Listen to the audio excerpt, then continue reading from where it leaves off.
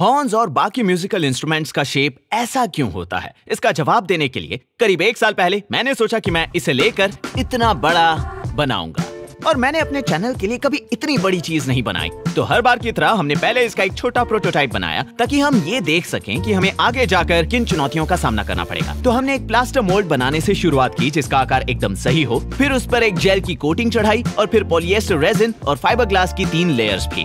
और इसे मोल्ड से निकालने के बाद आपको ये मिलेगा। और मेरा यकीन मानिए जब मैं ये कहता हूँ कि इस शेप के बारे में कुछ तो बहुत खास है। और यही समझाने के लिए अब मैं इस माइक के बजाय अपने शॉटगन माइक का इस्तेमाल करूंगा। तो मेरी आवाज इतनी है और यहाँ मैं इस ट्यूब का इस्तेमाल कर रहा हूँ ताकि आप समझ सकें कि ये आवाज को सिर्फ दिशा देने का काम नहीं कर रहा। और यहाँ मैं इस हॉर्न का इस्तेमाल कर रहा हूँ।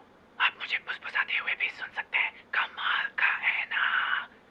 लेकिन अगर मैं इसके बिना ऐसे बात करूँ तो आप मुझे ठीक से सुन नहीं पाओगे। इससे साबित होता है कि इस कर्व शेप की वजह से वो आवाज बढ़ जाती है जिसे हम यहाँ से अंदर भेजते हैं। मुझे इसका राज जानना है। अब बारी थी एक बड़े से मॉन्स्टर हॉर्न को बनाने की जिसमें हमने उन सभी सिद्धांतों को लागू किया जो हमने प्रोटोटाइप बनाने के दौरान सीखे थे। और फिर हमने इसका निरीक्षण करने के लिए ऐसी जगह ढूंढी जहां दूर दूर तक कोई ना हो।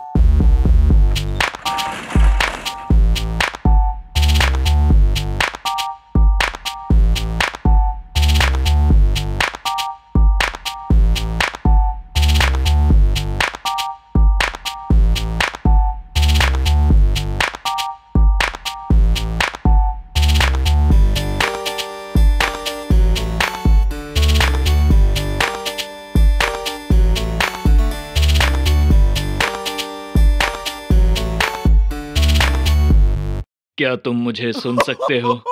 हेलो मेरे दोस्त, क्या ऐसा लग रहा है कि तुम मेरे कंधे के ऊपर हो। आप जानते ही होंगे कि आवाज निकालने का काम हॉर्न का बेस करता है। तो इसके अंदर झांकने के लिए मैंने सोचा कि मुझे इसे लोकप्रिय YouTube चैनल व्हाट्स इनसाइड के अपने दोस्त डैन और लिंकन के साथ खोलना चाहिए। और ये काफी सरल है।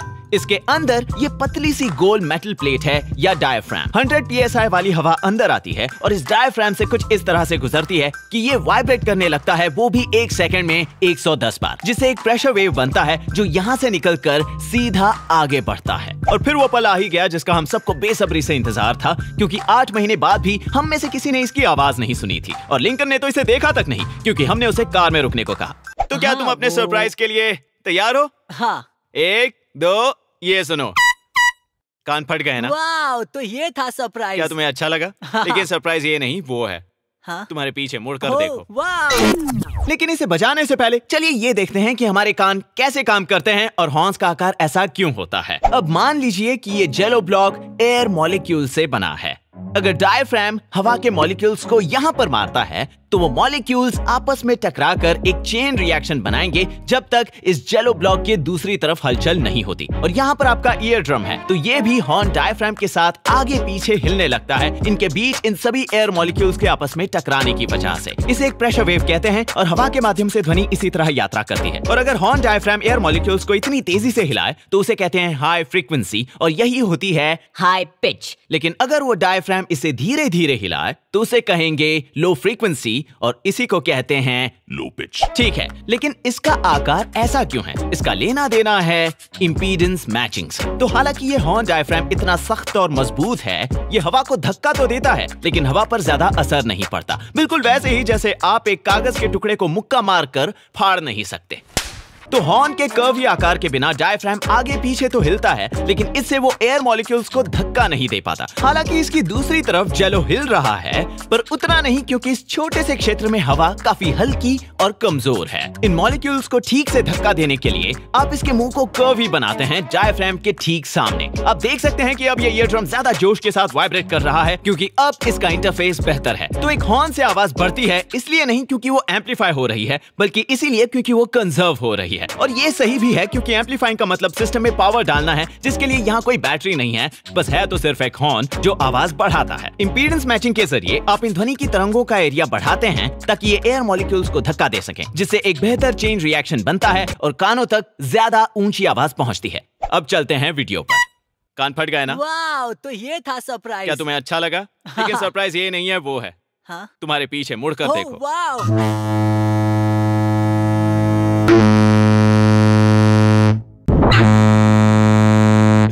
क्या? Oh my gosh! 8 महीनों की मेहनत के बाद आज हम पहली बार इसकी आवाज सुन रहे हैं, और वो भी पीछे खड़े रहकर। मुझे वाइब्रेशन महसूस हुआ। हाँ। और हम तो इसके सामने भी नहीं है। चलो अब जाकर इसके सामने खड़े रहें। ठीक है, तो अब हम हॉर्न से करीब 2 फुटबॉल फील्ड्स की दूरी पर हैं। हमें कोई अंदाजा नहीं इसकी आवाज कितनी तेज होगी। कैन, उस छोटे वाले एयर हॉर्न को बजाना तो। हाँ, सुनाई दिया। अब हमें डर लग रहा है क्योंकि वो आवाज काफी क्लियर थी। फायर कर रहा हूं। अपने दूसरे टेस्ट के लिए हम उससे 1.6 किलोमीटर दूर आए। यहाँ से उस हॉर्न को देख पाना भी मुश्किल है। ओके कैन, शुरू हो जाओ। ओह, हम अब भी उसे ठीक से सुन पा रहे हैं। हाँ। यकीन नहीं होता है। यहाँ से उसे देख पाना तक बहुत मुश्किल है। इसकी आवाज अब भी ऊंची है, तो चलो और दूर जाएं। हाँ, ठीक हम है। काफी दूर जाने वाले हैं। तो एक सैटेलाइट से देखें तो ये रहा हमारा हॉर्न, ये थी वो पहली जगह, और यहाँ पर हम अभी खड़े थे। और अब हम जा रहे हैं सीधे यहाँ पर, हॉर्न से 4 किलोमीटर दूर। ठीक है, तो अब वो हॉर्न हमसे बहुत ज्यादा दूर है। मैं तो उसे अपनी आंखों से देख भी नहीं पा रहा। हम बहुत ज्यादा दूर हैं। मैं उसकी नोक देख पा रहा हूँ, बहुत छोटी सी है, एक चींटी से भी छोटी। देखा तुम्हें? हम एक एक्सपेरिमेंट करेंगे साउंड की स्पीड टेस्ट करने के लिए। पहले उसकी आवाज इस वॉकी टॉकी से आएगी, और फिर कुछ देर के बाद उसकी आवाज हमारे कानों पर पड़नी चाहिए। लिंकन अपनी घड़ी पर उस वक्त को नोट करेगा, और फिर वहां से हम कैलकुलेट कर पाएंगे साउंड की गति कितनी है। कैन, तुम तैयार हो? हाँ, तैयार हूँ।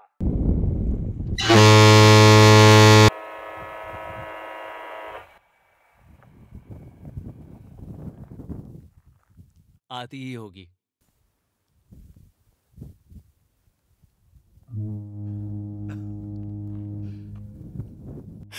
यकीन नहीं होता। टाइम दिखाओ। उसे पूरे 11 सेकंड्स लगे यहाँ हमारे कानों तक पहुंचने के लिए। आवाज साफ सुनाई दे रही है। बहुत ज्यादा साफ। ऐसा लग रहा है कि हम और 10 मील दूर जा सकते हैं। जरा सोचिए इस बारे में। एयर मॉलिक्यूल्स के एक चेन रिएक्शन को आपस में टकराकर 4 किलोमीटर लंबी दूरी तय करके हम तक पहुंचने के लिए पूरे 11 सेकंड्स लगे, जहां वो हमारे कानों के अंदर के एयर मॉलिक्यूल से टकराए। इसके बाद जाकर हमें वो आवाज सुनाई दी।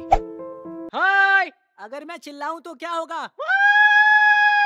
तो सूरज तेजी से ढल रहा था, लेकिन घर जाने से पहले हम एक बार कांच तोड़कर देखना चाहते थे। और अगर आप आवाज के जरिए कांच तोड़ना चाहते हैं तो उसके लिए आपको उसकी रेजोनेंट फ्रीक्वेंसी पता करनी होगी। आप इसके बारे में सब कुछ जानते होंगे अगर आपने कभी किसी को झूला झुलाया है तो। मैं एलाइजा को जोर जोर से झुला सकता हूँ, वो भी सिर्फ थोड़ी ताकत लगाकर। लेकिन अगर मैं ये ताकत रैंडम इंटरवल्स पर लगाऊं तो कुछ भी नहीं होगा। क्या तुम्हें मजा आ रहा है? नहीं आ रहा। लेकिन अगर मैं उसी बल को इस झूले के नेचुरल फ्रीक्वेंसी के समय के हिसाब से लगाता हूँ तो छोटे छोटे धक्के आपस में जुड़ जाते हैं। और जोर से मार्क रोवर। यहाँ पर तो रेजोनेंट फ्रीक्वेंसी की वजह से ज्यादा मजा आ रहा है। लेकिन अगर इंजीनियर्स इस पर ध्यान ना दें तो ये आपदा का कारण भी बन सकता है। जैसे हवा के झोंकों के बिल्कुल सही गति पर चलने से टकोमा नैरोज ब्रिज नष्ट हो गया, और यही कारण है कि पुल पार करते समय सैनिक एकजुट होकर मार्च नहीं करते। तो अगर आप इस तरह के एक्सेलेरोमीटर के जरिए कांच की नेचुरल फ्रीक्वेंसी पता कर लें तो फिर आपको सिर्फ अपने हॉर्न को उसी फ्रीक्वेंसी पर बजाना है, या फिर आप अपने कांच की नेचुरल फ्रीक्वेंसी भी बदल सकते हैं ताकि वो आपके हॉर्न की फ्रीक्वेंसी के साथ मैच करें, सही जगह पर वजन जोड़कर।